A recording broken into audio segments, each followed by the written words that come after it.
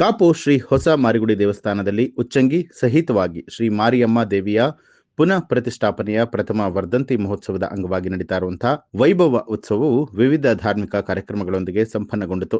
ಪ್ರಧಾನ ತಂತ್ರಿ ಕೊರಂಗ್ರಪಾಡಿ ವಿದ್ವಾನ್ ಕೆಪಿ ಕುಮಾರಗುರು ತಂತ್ರಿ ಅವರ ನೇತೃತ್ವದಲ್ಲಿ ಪ್ರಧಾನ ಅರ್ಚಕರಾದ ಶ್ರೀನಿವಾಸ್ ತಂತ್ರಿ ಕಲ್ಯ ಅವರ ಸಹಭಾಗಿತ್ವದಲ್ಲಿ ಜಂಗೆ ಗದ್ದಿಗೆಯ ಶ್ರೀಚಕ್ರ ಯಂತ್ರೋದ್ಧಾರ, ಶ್ರೀವಿದ್ಯಾ ಶ್ರೀಚಕ್ರ ಯಂತ್ರ ಪೂಜಾ, ದಿವ್ಯಶ್ರೀ ಚಕ್ರಯಂತ್ರ ದರ್ಶನ, ಖಡ್ಗಮಾಲಾ ಮಂತ್ರಹೋಮ, ಶ್ರೀಯಂತ್ರ ಪ್ರಸನ್ನ ಪೂಜೆ, ಸಾರ್ವಜನಿಕ ಅನ್ನ ಸಂತರ್ಪಣೆ ನಡೆಯಿತು.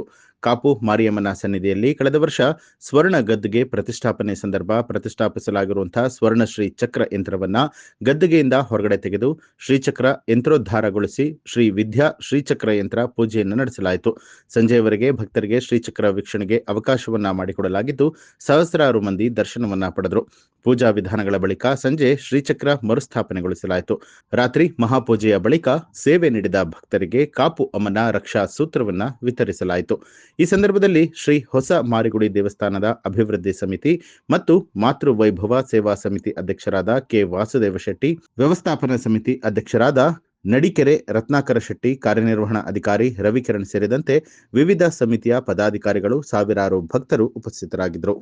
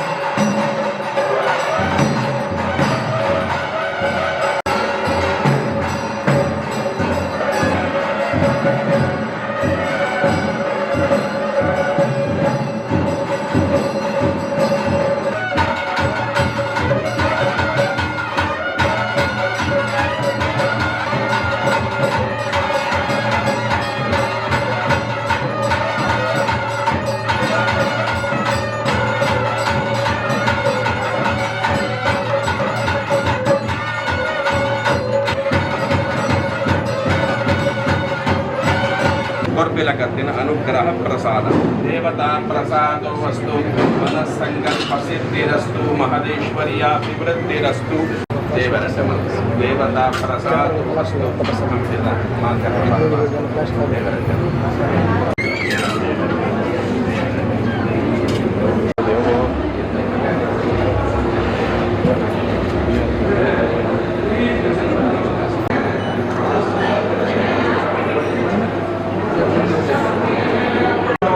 ಕ್ರಿಯೆಯನ್ನು ಆಮುಷ್ಮಿಕ ಕ್ರಿಯೆ ಅಂತಾಗ್ತದೆ. ಐಹಿಕ ಭೋಗ ಬೇಕು ಅಂತ ನಾವು ಕರ್ಮ ಮಾಡಿದರೆ ಅವರಿಗೆ ಆಮುಷ್ಮಿಕವಾಗಿರುವ ಫಲ ಸಿಗೋದಿಲ್ಲ. ಆಮುಷ್ಮಿಕವಾಗಿರತಕ್ಕಂತಹ ಫಲ ಬೇಕು ಅಂತ ಕೆಲಸ ಮಾಡಿದವರಿಗೆ ಐಹಿಕವಾಗಿ ಈ ಜೀವನದಲ್ಲಿ ಭೋಗ ಒಳ್ಳೆಯ ಸುಖ ಸಿಗೋದಿಲ್ಲ. ಆದರೆ ಶ್ರೀ ಸುಂದರಿ ಸೇವನ ತತ್ಪರಾಣ ಲಲಿತಾ ಮಹಾ ತ್ರಿಪುರ ಸುಂದರಿಯನ್ನು ಆರಾಧಿಸಿದರೆ ಭೋಗಶ್ಚ ಮೋಕ್ಷಶ್ಚ ಕರಶ್ಚ ಏವ, ನಮಗೆ ಐಹಿಕವಾಗಿ ಸಿಗಬೇಕಾಗಿರತಕ್ಕಂತಹ ಭೋಗವು ಮತ್ತು ಪಾರತ್ರಿಕವಾಗಿರತಕ್ಕಂತಹ ಉತ್ತಮವಾಗಿರತಕ್ಕಂತಹ ಗತಿ ಇದು ಕೂಡ ಎರಡೂ ಕೂಡ ಒಂದೇ ಕರ್ಮದಲ್ಲಿ ಪ್ರಾಪ್ತಿಯಾಗ್ತದೆ ಅಂತ ಇದ್ದರೆ ಅದು ಶ್ರೀಚಕ್ರ ಶ್ರೀ ವಿದ್ಯಾರಾಧನೆ ಅಂತ ಅರ್ಥ. ಆ ನಿಟ್ಟಿನಲ್ಲಿ ಮಾಡಿರುವಂತಹ ಆರಾಧನೆಯಿಂದ ದೇವರು ಪರಮ ಸುಪ್ರೀತರಾಗಬೇಕು.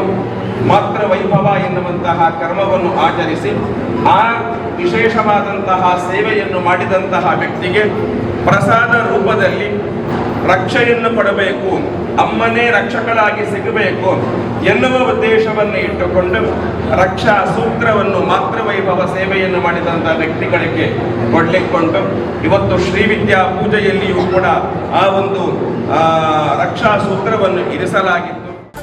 ನ್ಯೂಸ್ ಅಲರ್ಟ್ ನಿಮ್ಮಿಂದ ನಿಮಗಾಗಿ.